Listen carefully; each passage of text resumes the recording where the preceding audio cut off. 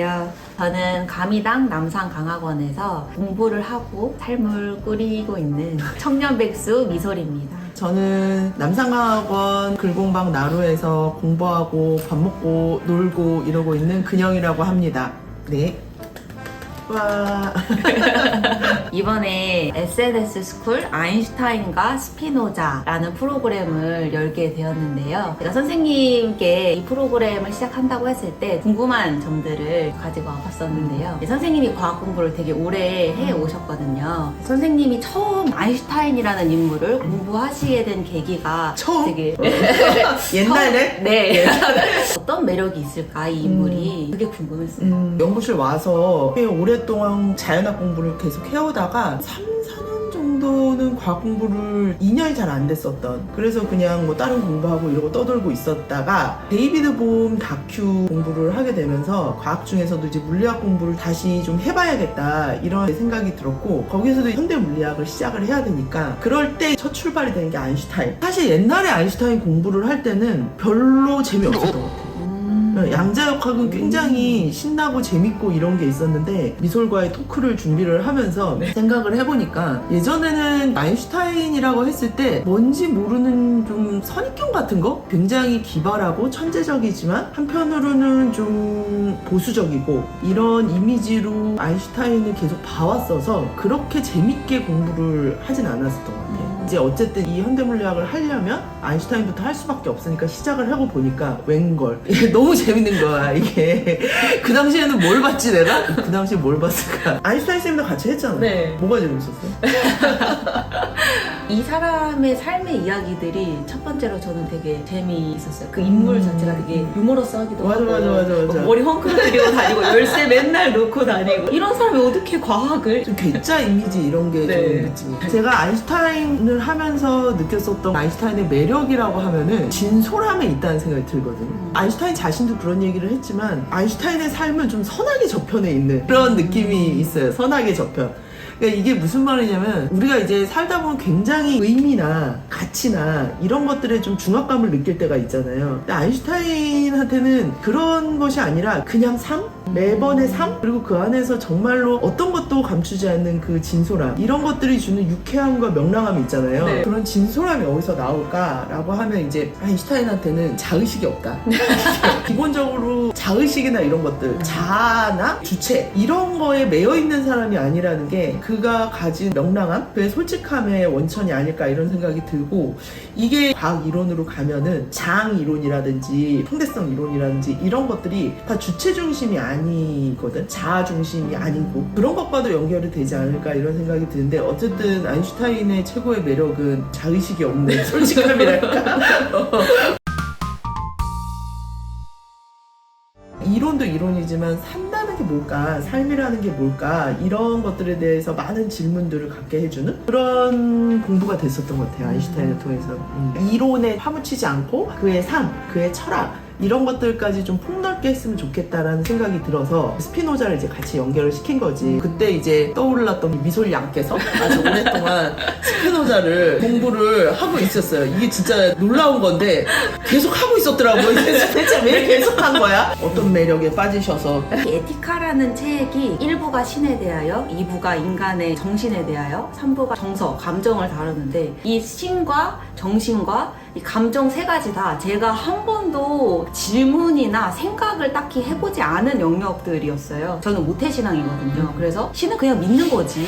신에 대해서 생각을 한다거나 질문을 한다는 게 있을 수가 없었고, 우리 정신 혹은 정서도 그냥 느끼는 거지, 이거에 대해서 분석을 한다거나 과학적인 접근을 해볼 수 있다는 상상력 자체가 없었거든요. 근데 스피노자가 진짜 제가 전에 생각지도 못했던 것들을 분석을 하고 그거에 대해서 공부를 하는 거예요. 그런 것들에 대해서 제가 이해를 하기 시작하면서 다른 길을 제가 갈 수 있게 됐던 것 같아요. 그런 게 저한테 자유를 줬었어요. 스피노자의 신 혹은 스피노자의 그 세계가 아무런 질문 없이 해왔는데 그거에 대해서 한번 생각을 해볼 수 있었던 거, 그게 재미있었어요.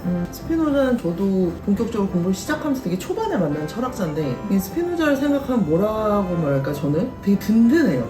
삶에 대해서도 그렇고 사유에 대해서도 그렇고 이 사람이 아니었으면 내가 몰랐을 어떤 세계? 이 사람이 아니었으면 내가 만나지 못했을 삶의 길과 사유의 길들을 누군가 이렇게 소박하고 고요하게 그 삶을 살다 간 사람이 있다라고 하는 것만으로도 인간으로서 든든한 느낌이 있어. 좋은 스승이 우리 곁에 있다는 것이 주는 그런 든든함? 그것이 하나가 있고, 두 번째는 들레즈 같은 사람들은 이렇게 얘기하죠. 철학자들의 그리스도다. 그게 뭘까라고 얘기를 하면은 스피노자를 보통 얘기를 할 때 긍정의 철학자, 내식으로 표현하면 일종의 기쁨의 철학자라는 생각이 들거든. 그러니까 철학이 어떻게 하면 삶이 기뻐질 수 있는가, 기쁨을 생산하는 삶이란 어떤 것인가, 우리의 기본적 조건 속은 기쁨과 슬픔이 같이 섞여 있는데 이런 것들을 발판 삼아서 어떻게 기쁨으로서의 삶을 만들어갈 것인가, 이런 생각들을 보여줬었다라는 면에서도 스피노자라고 하는 사람이 주는 색다름이랄까? 다른 철학자들과 다르게 감정을 다룬다는 것 자체가 철학이 낯설잖아 우리한테는. 이제 냉철하고 분석적이고 막 이래야 될 것 같고, 감정이라고 하는 거는 거기서 별로 중요한 게 아닌 것처럼 다뤄지는데 윤리학의 테마가 감정이니까 그런 면들에서 진짜 스피노자는 정말 다른 길들을 좀 보여준 게 있다라는 생각이 들더라고요. 다음은 SNS 스쿨. 어떻게 기획을 처음에 하게 된 건지, 그 기획을 하게 된 계기가 혹시 있으신지. SNS 할 때 S는 사이언스와 스피리추얼리티, 그러니까 과학과 영성이고, 가운데 N은 사이언스와 스피리추얼리티를 연결한다는 N의 의미도 있고, 그거를 포괄하는 자연, 네이처라고 하는 의미를 담아서 SNS 스쿨을 시작을 하게 됐었던 거였거든요. 저는 현대인의 사회 문법, 이게 과학과 굉장히 많이 닮아 있다고 생각이 드는데, 과학의 언어가 어떻게 보면은 되게 어렵게 느껴지지만 그 몇 가지의 버케블러리만 넘어가면은 우리가 이해하기 쉬운 결들을 가지고 있어요. 뭐를 우리가 과학을 통해서 만나게 되냐, 그럼 제가 공부를 했을 때는 과학이 좋았던 이유는 삶에 대해서 항상 새로운 시선을 갖게 해줬던 것 같아요. 이 세계에 대해서 새로운 상상력이랄까? 과학만이 보여줄 수 있는 게 있다라는 거지. 두 가지가 결합된 거야. 과학 공부를 하는 거는 지금 우리의 언어의 결과 궁합이 잘 맞고, 두 번째는 그 언어의 결 속에서 내가 여태까지 생각해보지 못했었던 어떤 세계들로 나를 초대해주는, 스피리추얼리티 하면 영성인데 영성을 뭐라고 얘기할 수 있을까라고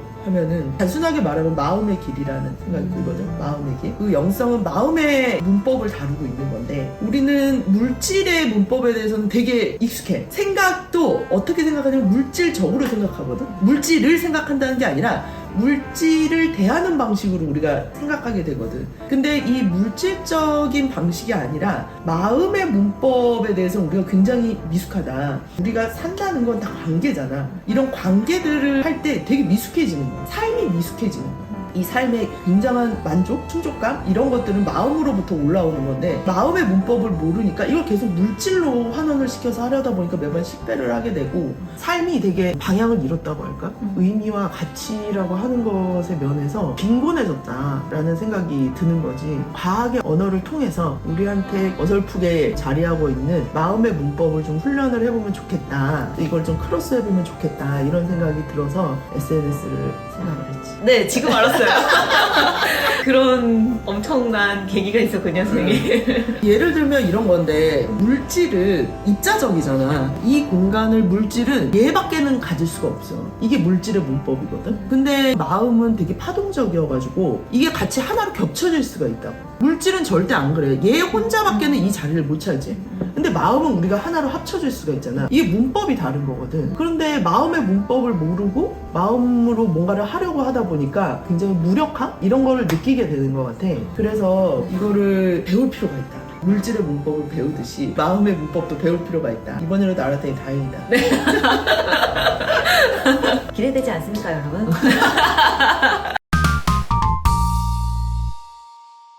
2023년 SNS 아인슈타인과 스피노자는 프로그램 구성이 이렇게 되어 있습니다. 크게는 1교시, 2교시로 나뉘고요. 1교시에는 아인슈타인 강사 선생님의 가이드를 쭉 따라서 내용을 이해하고 천천히 따라갑니다. 그리고 모반들 친구들과의 토론을 해서 저희가 선생님께 배운 내용을 얘기를 서로 나누면서 이해를 또 하고요. 점심시간을 갖고 나서 또 2교시에는 이제 에티카 스피노자 강의 또한 강사 선생님이 계시고요. 똑같이 이수영 선생님이시라고 띄워주세요. 이수영 선생님 여기 계십니다. 여기 계십니다.